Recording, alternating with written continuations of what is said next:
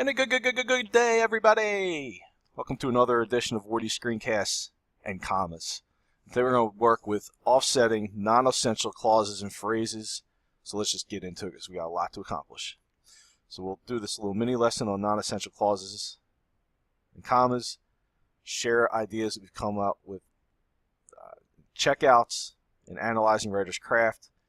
We'll continue with early autumn, share out. So let's recap. We have 6 comma rules so far. 1, when writing a list. 2, when you have 2 adjectives next to each other describing a noun, and the adjectives come before the noun. 3, when you have 2 clauses joined by one of the fanboys. 4, introductory words, phrases, clauses, transitions. 5, subordinating conjunctions, and we have a dependent clause.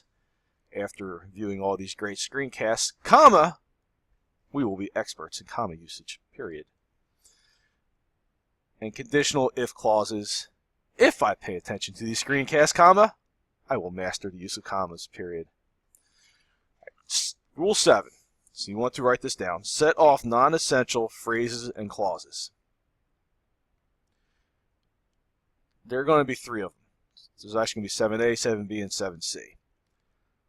Appositives, if you don't know what these are, we're going to explain them. Don't freak out.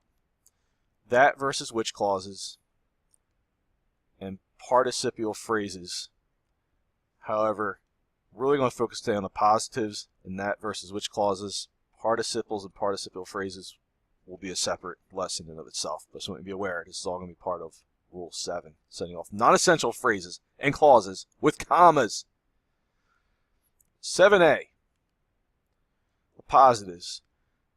They're kinda, and I don't like the word kinda, but kinda like adjective phrases. Think of it this way. You want to write this down. Using a noun or pronoun to explain or identify another pronoun. Just think about that for a minute. You have a noun.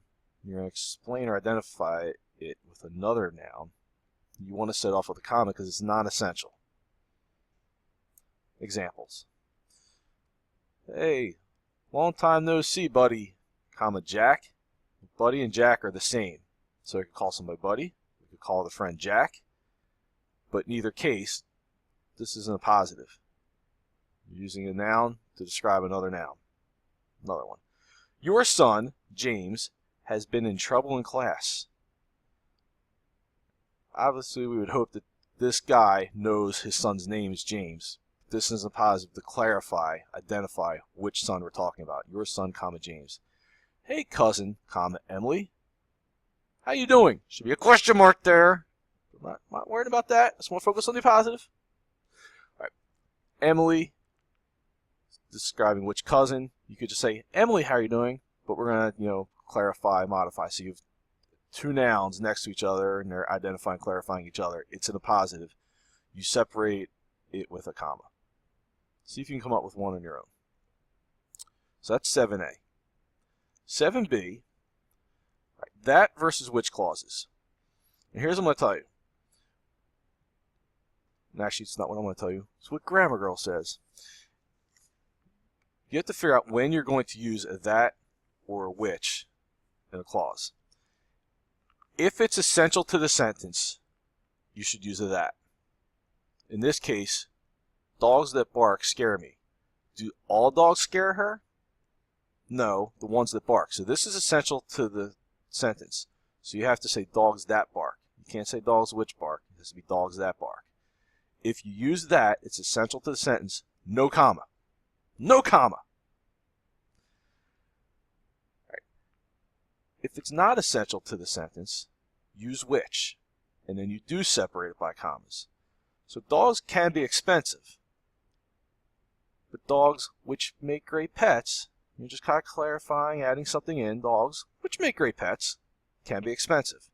Since it's a which clause, you offset it with commas both before and after the clause.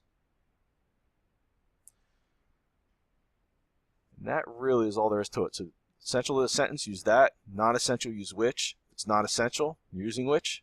Offset it with commas. So let's just recap real quick. Rule 7, set off non-essential phrases and clauses. Use a comma. 7a, you have appositives. 7b, use a which clause. That should be for essential clauses, which non-essential, therefore which clauses get commas. And next time, we will go over participles and participial phrases. I know you can't wait. It's coming soon. Get ready.